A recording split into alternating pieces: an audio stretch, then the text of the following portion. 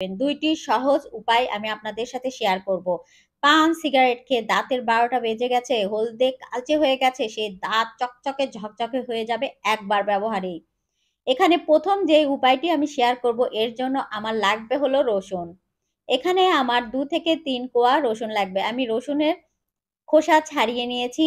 এরপর পানি দিয়ে পরিষ্কার করে নিয়ে গ্রেটারে গ্রেট করে নিচ্ছি। এখানে ২ থেকে ৩ কোয়া রসুন দিয়ে যে রেমেডিটি তৈরি করব, এটি আপনারা অন্তত পক্ষে ৭ দিন আপনাদের দাঁতে ব্যবহার করতে পারবেন। ম্যাজিকের মতো আপনার দাঁতের দাগ ছোপ দূর হয়ে যাবে। পান সিগারেট খেয়ে দাঁতে যে হলদে দাগ, কালচে দাগ পড়ে যায় সেই দাগ ম্যাজিকের মতো উঠে আপনার দাঁত একেবারে চকচকে ঝকঝকে হয়ে যাবে।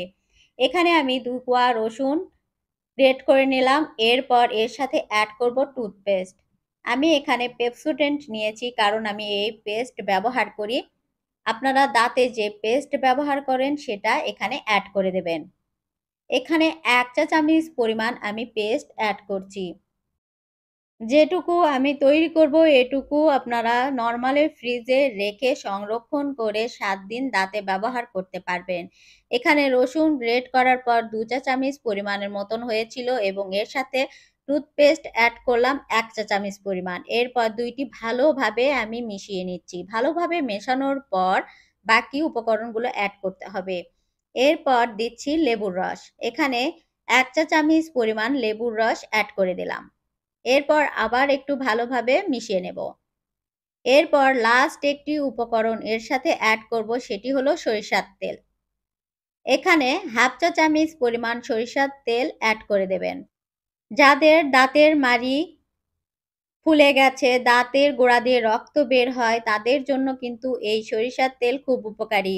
সরিষার তেল দাঁতের মাড়ি ফোলা বন্ধ করে, দাঁতের রক্ত পড়া বন্ধ করে এবং দাঁতের ক্ষয়রোধ বন্ধ করে।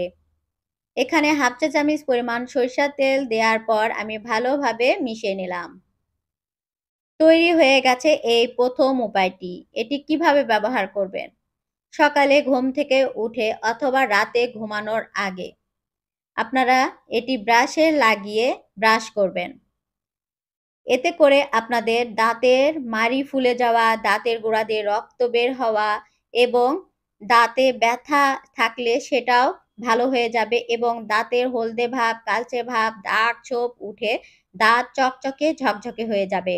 এটি আপনারা প্রতিদিন একবার ব্যবহার করবেন, সকালে অথবা রাতে, যেকোনো এক সময়।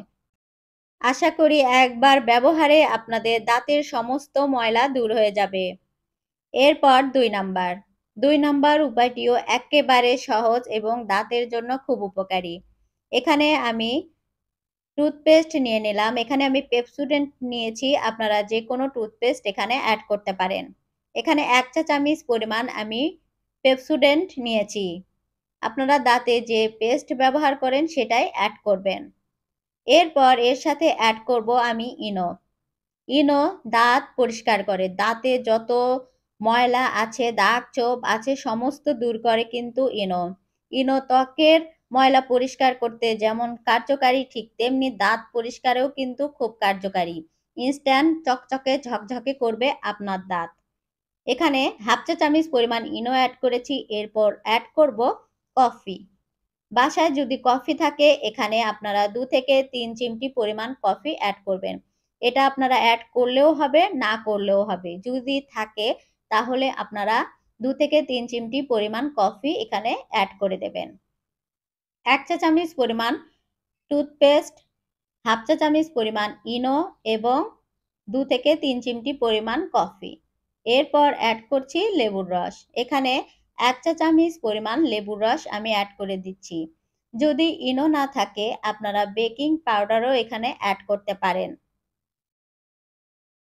এরপর সবগুলো উপকরণ আমি ভালোভাবে মিশিয়ে নেব। ঘরে থাকা অল্প কিছু উপকরণ দিয়ে আজকের এই ২ টি উপায় আমি আপনাদের সাথে শেয়ার করলাম। আপনাদের কাছে যেটি ভালো লাগবে, যেটি আপনাদের কাছে সহজ মনে হবে সেটি আপনাদের দাঁতে ব্যবহার করতে পারেন। এরপর আমি সবগুলো উপকরণ ভালোভাবে মিশিয়ে নিলাম। মিশানোর পর তৈরি হয়ে গেছে এই ২ নাম্বার রেমেডি। এটাও ঠিক একইভাবে আপনাদের দাঁতে ব্যবহার করতে হবে যেভাবে ১ম টি আমি বলেছিলাম। রাতে অথবা সকালে ঘুম থেকে উঠে ব্রাশে এভাবে লাগিয়ে আপনারা দাঁত ব্রাশ করে নেবেন। দিনে অন্তত ১ বার রাতে অথবা সকালে। এভাবে আপনারা দাঁতে ব্যবহার করে দেখুন। আপনাদের দাঁতের সকল সমস্যা দূর হয়ে যাবে। দাঁতের মাড়ি ফুলে যাওয়া, দাঁতে ব্যথা, দাঁত দিয়ে রক্ত বের হওয়া, যেকোনো সমস্যার সমাধান আজকের এই ২ টি সহজ রেমেডি। এই ২ টির মধ্যে যেটি আপনাদের কাছে সহজ মনে হবে সেটি আপনারা আপনাদের দাঁতে ব্যবহার করে দাঁত চকচকে ঝকঝকে করতে পারেন। এই ২ টি যে ব্যবহার করতে হবে তা না। এই ২ টির মধ্যে যেকোনো একটি আপনার দাঁতে আপনারা